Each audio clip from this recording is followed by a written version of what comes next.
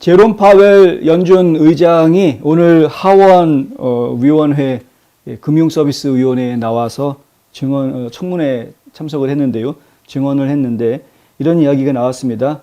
높은 인플레이션과 강력한 경제 수요 그리고 그 긴축된 노동시장 속에서 앞으로 2주 뒤에 중앙은행 회의가 열리면 0.25% 금리 기준금리를 인상할 것이다. 이런 이야기가 나왔습니다. 본격적으로 이제 드디어 기준금리 인상이 되는 시즌이 이제 시작이 되는 겁니다. 러시아의 우크라이나 침공에 앞서서 파웰은 올해도 중앙은행이 1년의 금리 인상을 이어갈 것으로 예상한다라고 이야기합니다. 그러니까 이번 3월 달에 있는 금리 인상 한 번이 아니라 여러 차례 1년의 금리 인상, 그러니까 시리즈라는 거죠. 회의할 때마다 금리 인상이 있을 것이다 라고 이야기를 했습니다. 전쟁과 서방이 러시아에 가한 엄격한 경제 제재가 그 미국 경제에 어떤 영향을 미칠지 말하기는 아직은 이르다라는 답변도 나왔고요. 지금 러시아를 경제 제재하는 것이 과연 미국 경제에는 그럼 어떤 영향을 주느냐. 지금 각 나라마다 다 난리죠.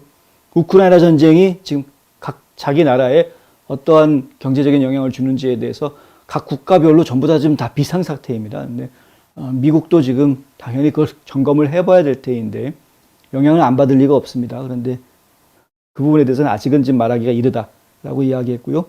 통화 정책을 계속 긴축해야 한다는 절박감은 커지고 있다라고 답합니다.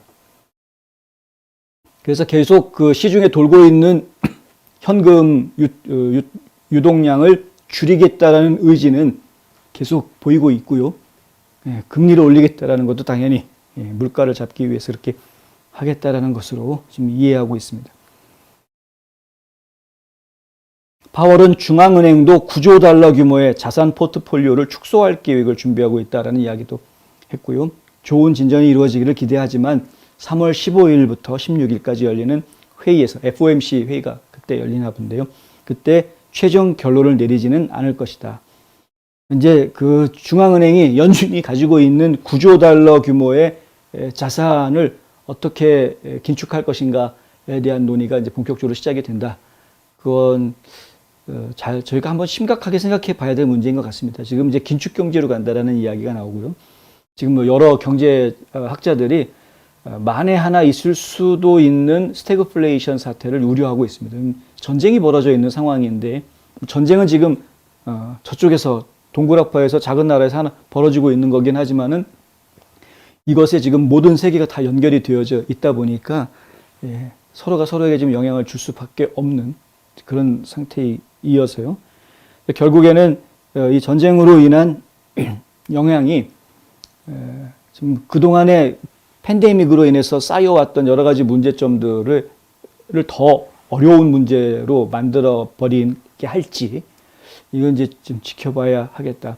근데 저희가 지금 감히 드릴 수 있는 이야기는 굉장히 어려운 경제 시대가 지금 코앞에 와 있다.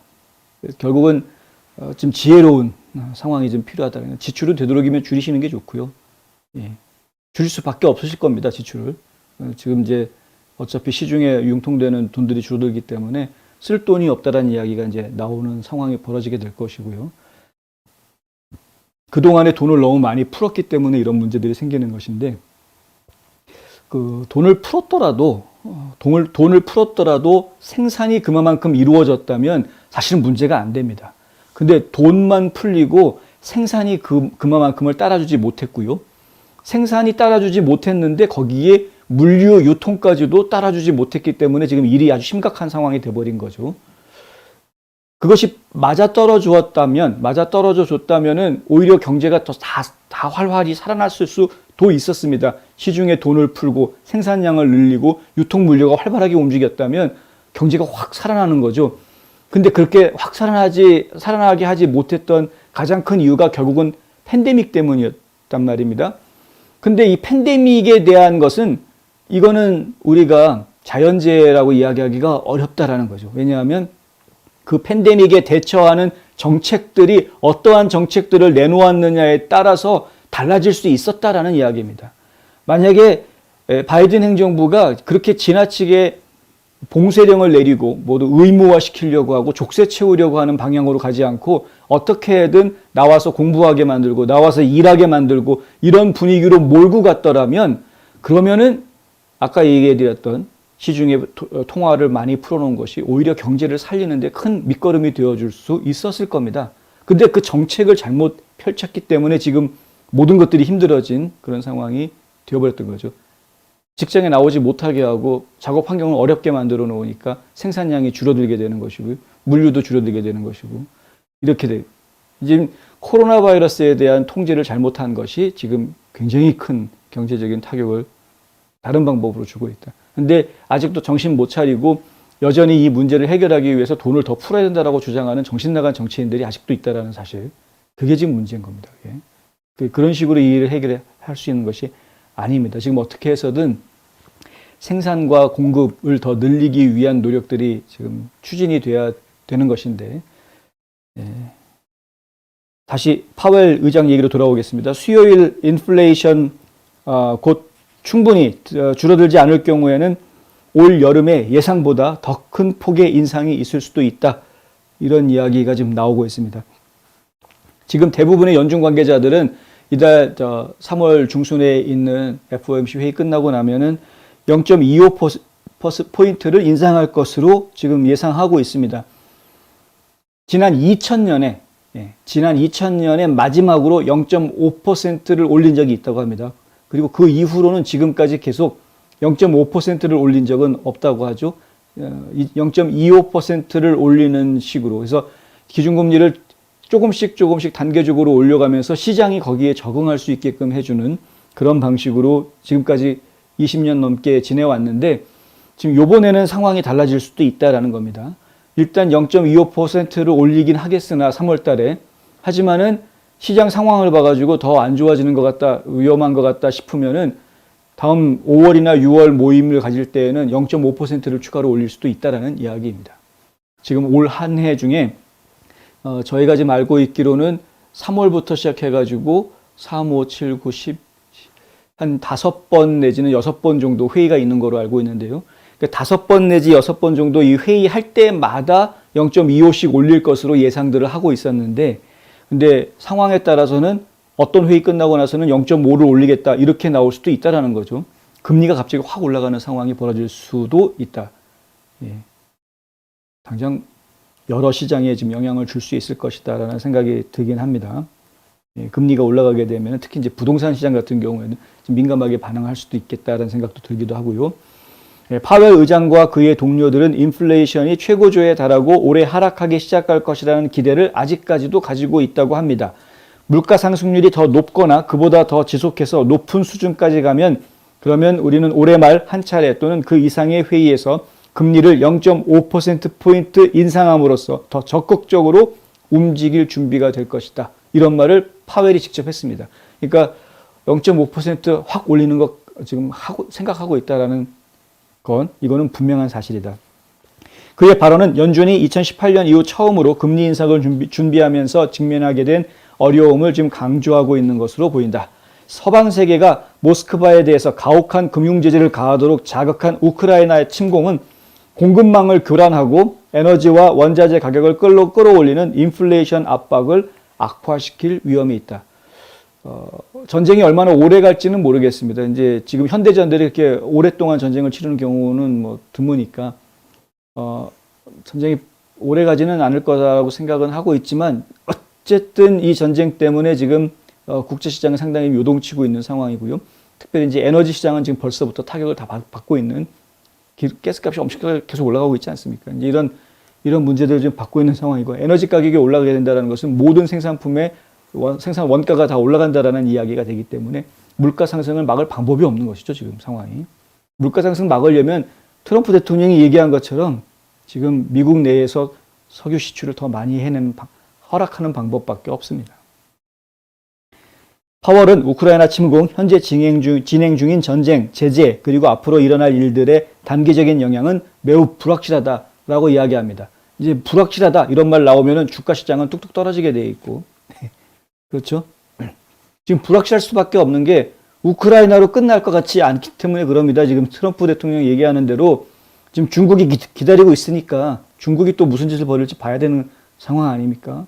예. 지금 어찌 될지 알 수가 없다. 또 핵무기를 완성하게 되는 이란은 핵무기 완성 후에 중동에서 무슨 목소리를 낼지 이것도 상당히 좀 불안한 상황이 되는 것이고요. 그러니까 결국은 전쟁이 우크라이나가 끝난다고 전쟁이 다 끝나는 것이 아니기 때문에 계속해서 전쟁으로 인한 이런 그 인플레이션 문제라든가 에너지원에 대한 문제 이런 것들은 계속해서 연이어서 발생할 수 있는 문제라는 거죠. 단기적으로 해결한다고 끝날 문제가 아니다라는 겁니다.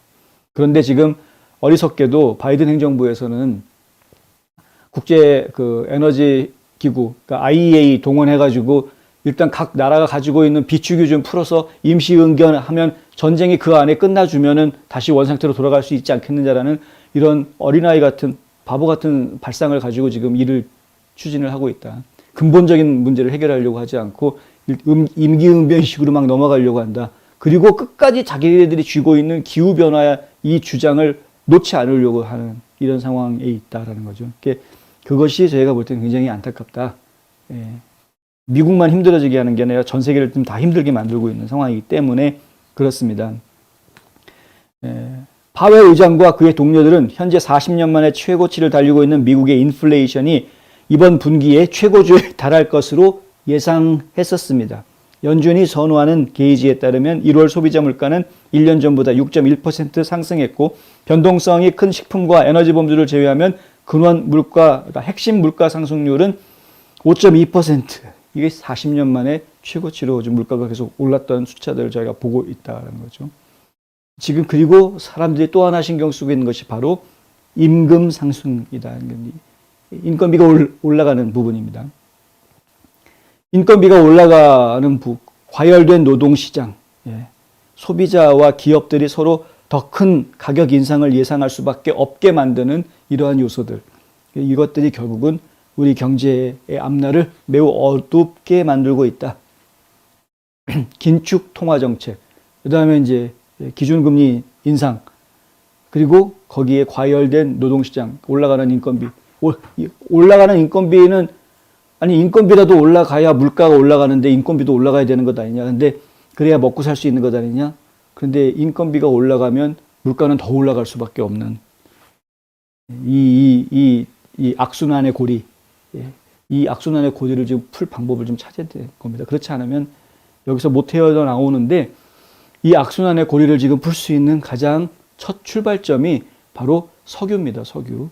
미국에 매장되어져 있는 셰일 가스를 쓸 수 있게끔 프래킹 다 허락해주고 다시 또 추가 시추할 수 있게 다 허락해주고 이러면은 모든 문제가 하나씩 풀려나갈 수 있는 겁니다.